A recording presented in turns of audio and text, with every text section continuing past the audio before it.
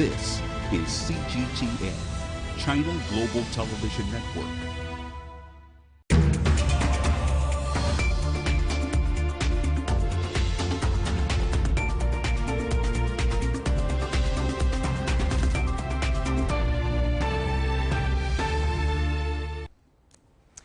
Leaders from 53 African countries, along with the chairperson of the African Union Commission, are gathering in Beijing as we speak in anticipation of the Forum on China-Africa Cooperation, which kicks off on Monday. In the past few decades, China and Africa have been working together, deepening trust, strengthening those ties, as well as building roads, bridges and ports. But with friendship comes scrutiny, and for some, China's involvement in Africa has echoes of old-fashioned colonialism. Well, next week, a chance for the Chinese president to set out his stall on the continent and hopefully set the record straight. How will China and African countries deepen their cooperation and promote bilateral ties to a higher level? And in what ways can China support African integration and interdependence of economies? And what does a stronger China-Africa Union mean for the world at large? Well, to discuss these issues and hopefully a lot more, today I'm very pleased to be joined in the studio by Professor Zhang Yongpeng, Institute of West Asian and African Studies at the Chinese Academy of Social Sciences, Walter Regu, the Managing Director of Kamal Group, and Lindy Mtongana, the news anchor from CGTN Africa. That's our topic. This is Dialogue. I'm Jeff Moody.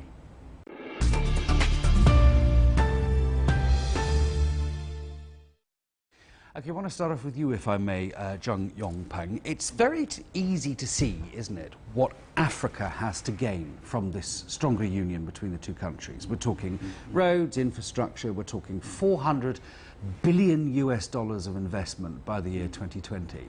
But what's in it for China? And for the Belt and Road Initiative between African and China cooperation, it is one other track of the bilateral cooperation, because between the two sides there are still earlier it is FOCAC, and for Africa and China, and these two factors has been complementary with each other. And for Africa side, and they have their advantages of development, for example, the natural resources, and the laboring forces, and many young population, and the potential market. And for China, and we have also the industrialization experiences and technologies, and the capitals support. And so within these aspects, they can complementary with each other well, I think, under the initiative, I think. Right, the initiative could offer more capital support to the FOCAC, and because FOCAC for itself is comparatively limited in monetary reserves, and for the Belt and Road, I think in the future, because China is has been a global power and one of the major countries in the world, and so it needs its political interest or economic interest has been expanding to various areas of the world, including especially Africa. And so whether politically or economically for China, it is also very important. And so this is a win-win cooperation for Africa to obtain their development, for China also obtain its national interest. The win-win cooperation, investment in Africa, it's very different, isn't it, to aid? I mean, I went to Addis Ababa fairly recently, and I was talking to a lot of Ethiopians, and I almost expected them to still be grateful for the British involvement in Addis Ababa, in Ethiopia, you know, helping them in the 80s, you know, raising money through records and all the rest of it. But that was not the case. There was a very strong message I got that sort of aid, the traditional sort, handing over lumps of cash and saying, you poor things, get on with it now, is actually deemed very patronizing, isn't it? This seems a much better way of dealing with it. Absolutely. I think what stands out from China's approach is the sense of equals. China hasn't been quite as condescending as former colonizers have been, and patronizing, as you've said. And in that sense, Africa has been able to set this relationship on its own terms. Africa has been able to focus on its own growth agenda, as we've seen through the African Union's Agenda 2063, while also working with China, incorporating, say, for instance, the Belt and Road Initiative into its own development agenda. So I think that specifically makes a very, very big difference indeed. And in fact, in just adding to what the professor said, Africa has also been able to influence policy in China. So as equals, China does listen to Africa, and the biggest example that comes to mind for me is the banning of ivory, the ivory trade in China. This is something that conservationists in Africa have been calling for years, knowing that if we're going to save Africa's rhino and elephants, we need to cut off the demand at the source. And China listened to this and adopted that. So this really shows the sense that, you know, Africa and China enter into this relationship as political equals. Walter, you work very closely with businesses in Africa that wish to trade with China, don't you? There's an accusation that we're hearing of colonialism in a way. Certainly people in the West think, what's going on here? Why is China getting so many fingers in so many pies in Africa? What's that all about? Do you see signs of that, doing daily business between the continent and China? Do you see signs of China handing over money in order to gain influence on the continent? It's a good question, but I think the issue of colonialism is actually overhyped. I think the issue of China being a neo-colonialist power is just a good story, and negative stories sell. The reality is China is in Africa for three main reasons, and these reasons have been there since the beginning of time, and they'll be the same going forward. Number one, the most important thing for China is the political connection with the continent. Africa represents over 50 votes in the United Nations and international organizations. The more China cooperates with Africa, the more Africa can support them on this side. The second is China's quest for markets. As China's domestic market becomes saturated and more Chinese look to go global, Africa represents a new market, and in most products it's an untapped market. So the businesses also want to gain that market. The third reason China is in Africa is that as the Chinese economy grows and as the Chinese economy shifts, there are certain products that Africa can provide to the economy that are needed. So I think using these three reasons, guiding not only China from a macro level, but also from a business level. I think also what people fail to understand is that Chinese companies operate like any other company. They're there for quest for profits. So there's not a broader scheme from the government. It's the private companies are in quest for profits like any other company. Lindy, how evident is it when you're walking through the streets of Nairobi and other places on the continent? How evident is Chinese involvement? It's incredibly evident, and it's probably one of the first things that people talk about when you ask about China-Africa relations. They'll say it's the road that China has built, it's the railway, it's the airport, it's the harbour that we value in this relationship between China and Africa. In countries, especially where I live and work, in Nairobi, the recent standard gauge railway project that was completed, the first section, of course, from Mombasa to Nairobi, it's made a huge difference for trade, but for tourism too. Just the ability to get on a train and get to the beach in a couple of hours, whereas before that took almost half a day. So you can really, really see that difference, and it's definitely what people often claim as the greatest positive that's come from this relationship, that infrastructure development all over the city. Getting to the beach early is a very good thing. It's a very good thing indeed. It is indeed. Zhang Yupeng, it's also about ideas, isn't it? There's also a lot of talk about Chinese ideas, particularly on poverty alleviation, being able to share those ideas with countries in Africa. Yes, up to now, for the poverty alleviation topic, in China has put, I think, a great deal of investment in that, and especially in the agriculture sector. And the China has offered a great deal of development assistance, and lots of the projects, and especially, for example, the hydropower station. And this is one of the clean energy projects, dozens of that, and since early 1990s and up to the 21st century. And agricultural projects, I mean, for example, the agricultural technologies and the mushroom technologies, and some of the other bamboo weaving technologies also, and you could find, I think, find in lots of the African countries, and that is the purpose is to lift the people of the local people out of poverty, and also agricultural demonstration, technology demonstration centers. That is that has been established in Africans also very good examples, because in these centers and the Chinese technicians have been sent there within first 3 years, and contracts between the two sides, and the Chinese technicians are responsible to teach the local people how to cultivate the seeds of the plants. And after 3 years, and when the local people get these technologies and they could be skillful enough, and then the Chinese technicians will retreat. Right, we'll go back to China and let them to manage them by themselves. And so by doing so, and they could grow and rice and tomatoes, potatoes, everything, and the corns. This is just what I saw in Rwanda. I stayed there 1 month years ago, maybe three or 5 years to 5 years ago.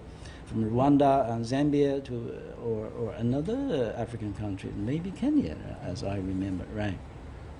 There are also such kind of technologies. It is by doing so, and China has been doing something to the poverty elevation of the African countries. Lindy, what can Africa teach China? I think one of the things that I mentioned earlier, of course, was the concept of around conservation, that this is an area in which Africa has been able to put its very serious agenda around conservation forward, and it's something that China has taken on. But I think beyond that, I think there is something within the relationship of China and Africa that is perhaps to some extent humbling for China, to see Africa as a continent that is rich in resources, but rich in its dynamic approach to problem solving and to business and entrepreneurship, to innovation.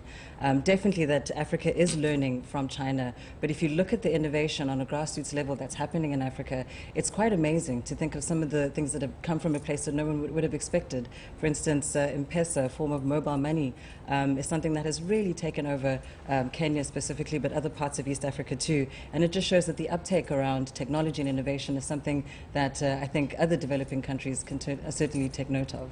Okay, let's take a short break now, but when we come back I want to talk a little bit more about what a China-Africa union does to the rest of the world, how that plays out in the rest of the world, having this power base here and what that can mean for the future. But we'll take a short break and we're back in just a couple of minutes. Emmerson Mnangagwa, to name but two. How do changes of leadership change the way the continent views its relationship with China, do you think? I think quite interestingly that, I mean, in those two examples, let's use Zimbabwe and South Africa, I don't think the change in leadership in those two countries has had any significant impact on the relationship between those countries and China. So there seems to be at the moment a consistent thread in those relationships between African countries and China. And I think that comes from this acknowledgement that Africa's own development, or the individual development of those countries, China's indispensable to it, in a sense. We can't talk about the future of South Africa or Rwanda or Kenya without talking about the involvement of China. And so I think in the interest of maintaining what is essentially a long-term relationship, this isn't just a passing little, flirtatious fling or something. This is a real relationship between these countries.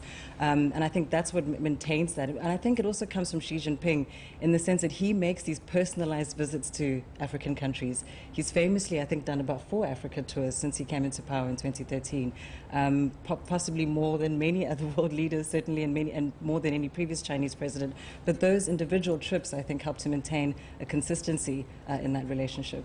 I shouldn't say this, but it's a sharp contrast to my Prime Minister, Theresa May, who is in Africa at the moment dancing. Exactly. There are endless shots of her dancing very badly. Walter, why now? Why do you think this conference now is going to be so significant? You were talking earlier on about the political shift that's taking place at the moment. Why do you think it's so important now? I think if we look at what is happening in the globe, in the global economic situation, you know, the US-China trade war, the issues of immigration in Europe, there's a lot of tensions going on between the big powers. At the same time, this is the moment for Africa. This has been said before, but now we're really seeing it. And what China has done, the best thing that China has actually done for the continent is create competition amongst the great powers. The reason Theresa May is in Kenya is because they want to check the Chinese influence, right? And not only politically, but also economically.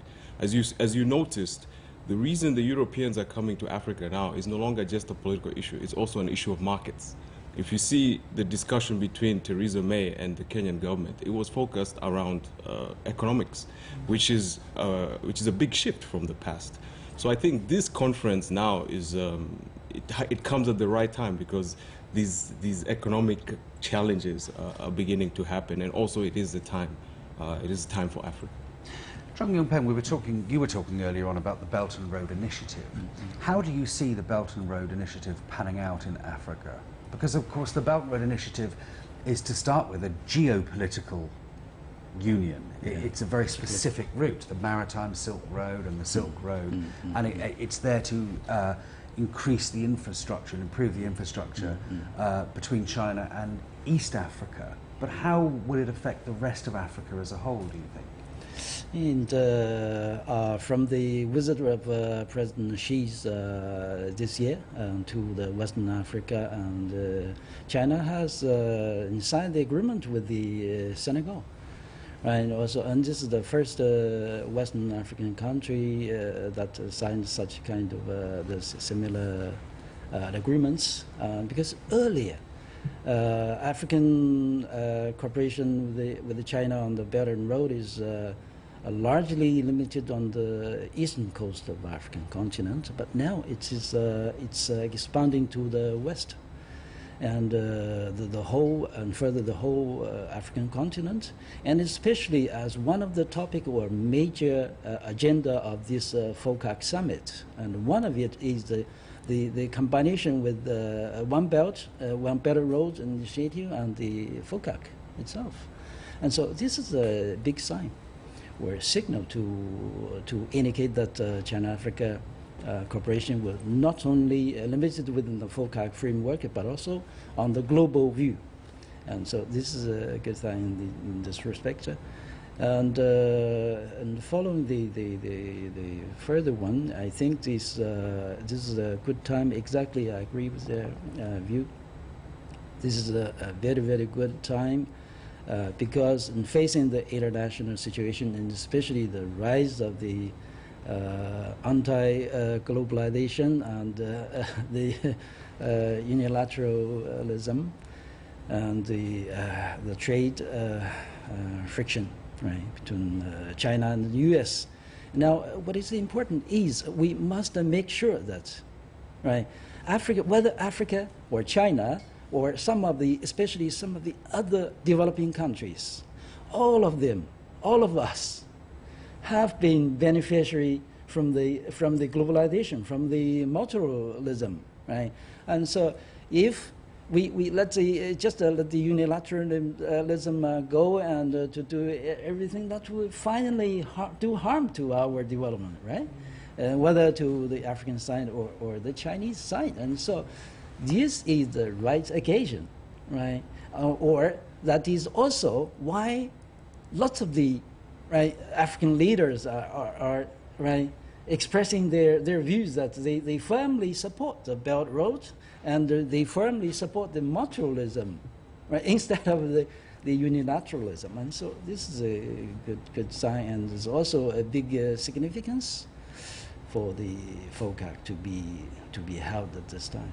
Well, it is a very strong response to Trump, isn't it, Walter? It's a very strong response to what's happening in America and other European countries at the moment.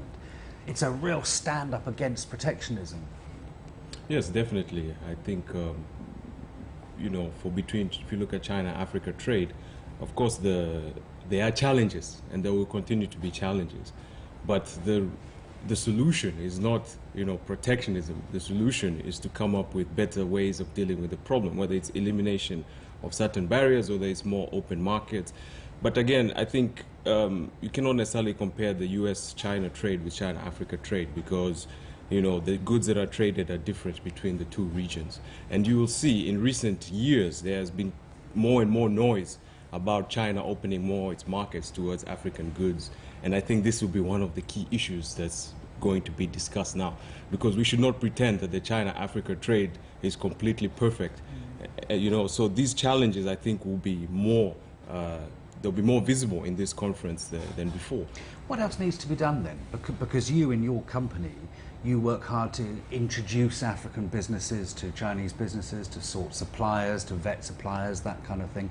What more do you think needs to be done to ease that relationship between the continent and China in terms of business? Yes, I think one of the key things is first, for instance, in America, they have the AGOA program, which allows free entry of African textiles manufactured in Africa, which allows market access for those kind of products. And ironically, now China is manufacturing in Africa and exporting to the United States, which is actually a good thing for the continent. However, I think there needs to be more done by the Chinese side in terms of capacity building to export to the Chinese markets. For instance, right now as China, the middle class and the middle class continues to grow, there's more and more demand for imports. And a lot of those imports can come from Africa. However, because of Chinese regulations, some of the African companies and some of the products do not meet the required standards, which is a non-tariff barrier. In order for those African goods to meet the Chinese standard, there needs to be more capacity building on the continent, especially in the field of agriculture. So this is one of the areas. The second is there's been a lot of discussion, a lot of noise coming from the continent in terms of the debt. There's this issue of China is giving too much loan to Africa and raising the debt. Whereas I believe that's not necessarily the case. I think China also needs to address some of these issues, primarily in countries like Zambia, Djibouti, and the like.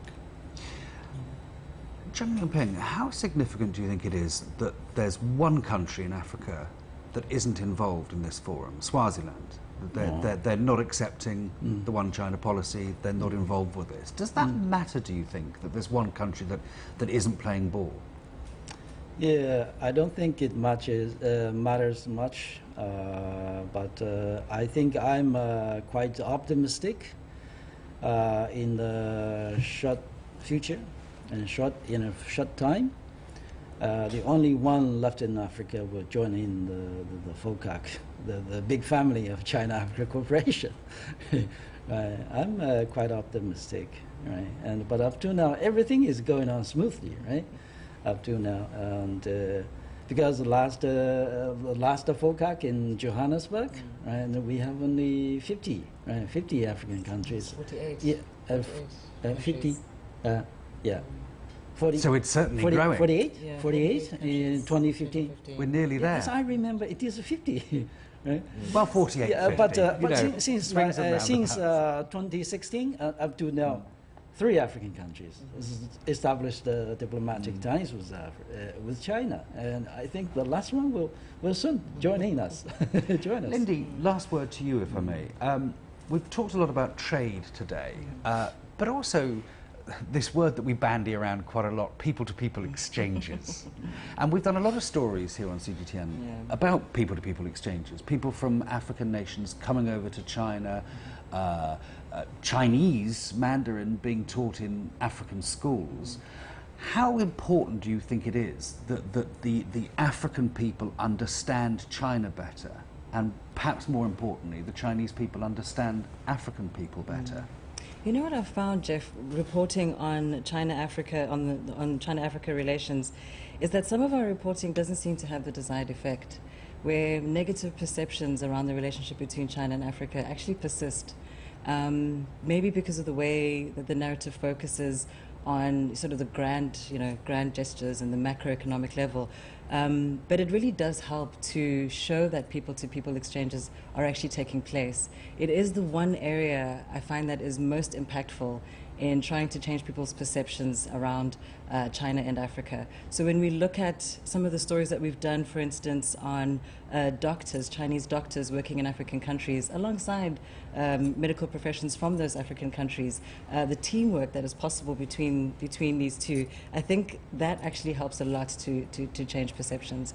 So those people-to-people exchanges go a long way in helping Africans understand Chinese and the Chinese to understand Africa. They're very key to the relationship. But more needs to be done. Yeah, definitely. And very briefly, if you wouldn't mind, Walter, security is a big thing as well. What do you think having a strong Africa-China union will mean for the security of the world? That's a good point, and actually that's one of the issues that has really evolved in this FOCAC forum. Before, in the FOCAC, there was not really a discussion about peace and security. But in this FOCAC, it's going to be a key center role. And with China having established their first military base in Djibouti, not only to counter piracy in Somalia, but also to help stabilize the region. As you know, China was one of the key actors in negotiating the Djibouti-Eritrea border issue.